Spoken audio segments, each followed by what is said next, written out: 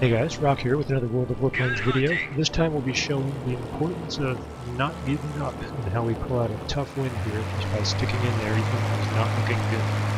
Here I am in a La-7, which is a Soviet fighter, and unlike most of the Soviet fighters that are low-altitude turners, this one is a little bit more of a speed fighter. It's got some speed and some climbability and pretty good firepower too. Right off the bat here, we start getting very spread out. If there's one thing I can really do to really improve my game, would be to do a little bit better job of kind of helping direct the team and coordinate things. And I start doing it every now and then I start deciding it's like herding cats and then I wind up giving up, so I don't do it here. But it probably would have helped. We're getting spread out all over the map. You have one guy up here in the corner all by himself, who's going to certain death. And these guys here who are just kind of following them in one by one, which is really not good. And worse than that, down here in the southeast, we have both of our isles down there by themselves now. And I'm just circle back, trying to get collected, trying to get some kind of cohesive effort together.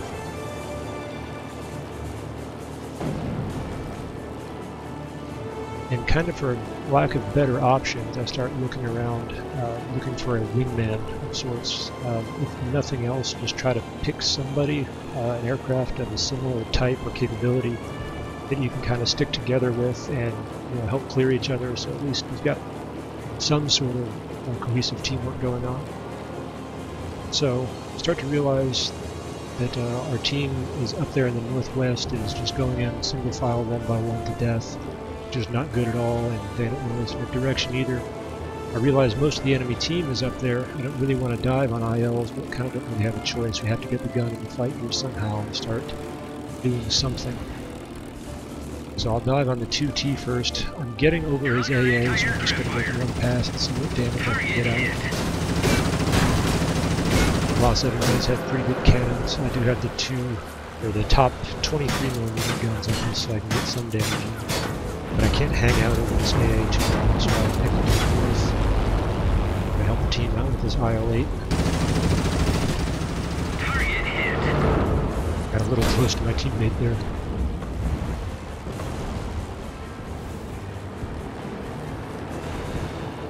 Here we're going to get lined up. One good long pass and a big chunk of damage off. Guns begin to overheat, so I immediately break off, trying to get away from the IL tail guns.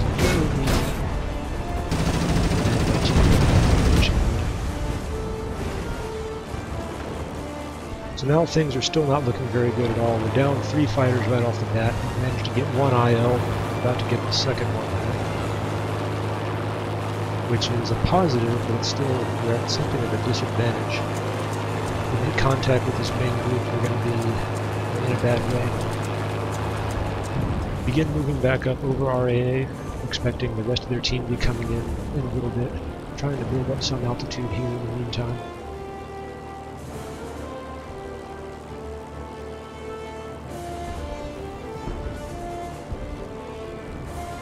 And when we're at a disadvantage like this, hovering over your base isn't much of a plan, but there's not much we can do with this much of a disadvantage, and if they're all together, especially with some of those big heavy fighters, that 38J 109Z are going to be tough to deal with.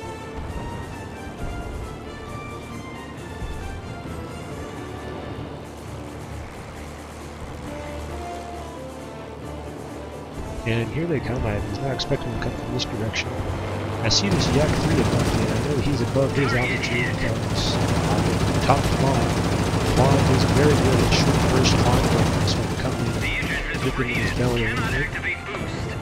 Pull off before I stall out, and I see this guy coming in.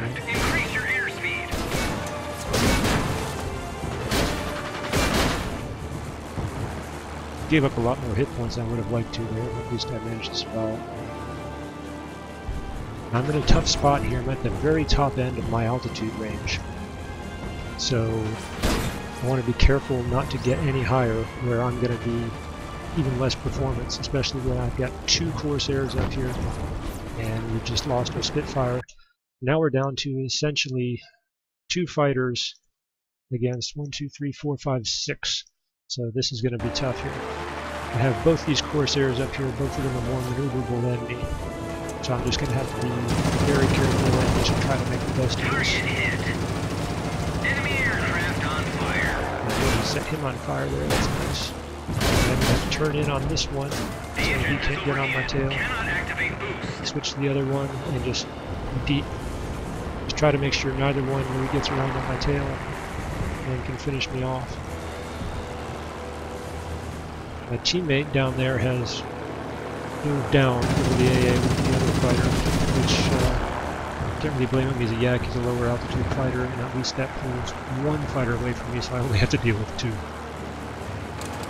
And I'm going to surprise this Corsair here. He stalls out. Probably didn't think I could climb up there with him. I was a little annoyed I didn't finish him. That's okay, I'll get it here now. So now the FOU-4, the Tier 7 is out, and I've just got this last Corsair to deal with, so things are improving at least. He makes a mistake there. Target hit. Enemy aircraft on fire. Finish him off. Second enemy destroyed. Down to my teammate here. See, he's in trouble with his yak. Tee him up, let him know I'm coming to help.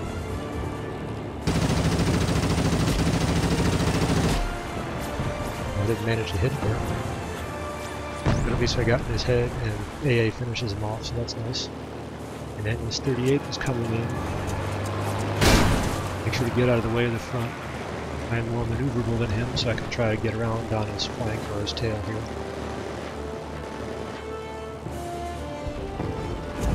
He's taking a lot of abuse from our AA, so that's helpful. And then I can finish him off here. Target hit. Third enemy destroyed. Now, this is a tough spot here too. The last time this final 109Z was spotted, he was down around here, killing our IL. He's going to be higher altitude, he has much better firepower and much better speed than either of us, so it's going to be tough for us to do anything to him. But we kind of have to head down there and do something.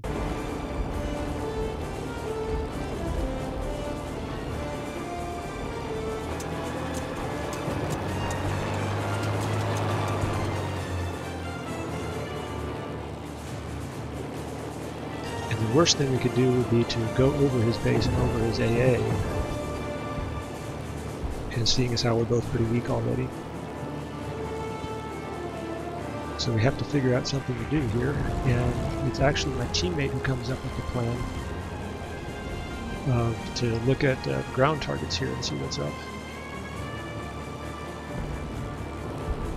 And I kind of realize, oh yeah, that's a good idea. Down there. See what we can do.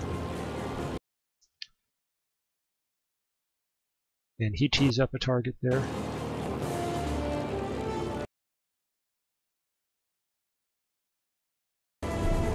There's one more ship that's already pretty beat up. Io, while he was down here, apparently got some work in. Because not only are both of these warships very weak already, but all the AA is already out, which is really helpful.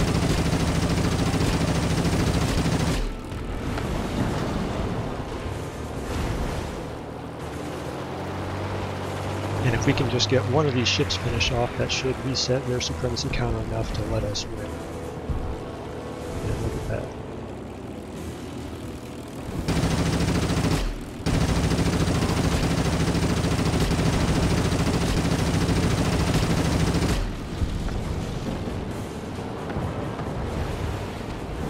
The new ground target mechanics, of course, as a light fighter, the cannons on this are only moderately effective against armored targets, but I can get some damage. We just have to work together here to make sure we're hitting the same target, not each other.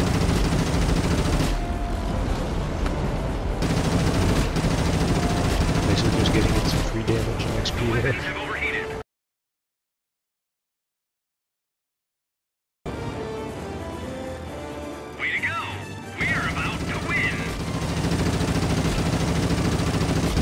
Got lucky there, got a lucky crit, broke the key of the battleship there, got 400 damage out of it, just in one shot. And so, there we go. That was a match that did not start out well. We were all spread out all over the place, walking into the enemies one by one. And even though it looked ugly, worked together and probable win. That's one of the things that takes you from being an average player to being a good player. Never give up. That's all for this time. Thanks for watching, guys. Good hunting. See you next time.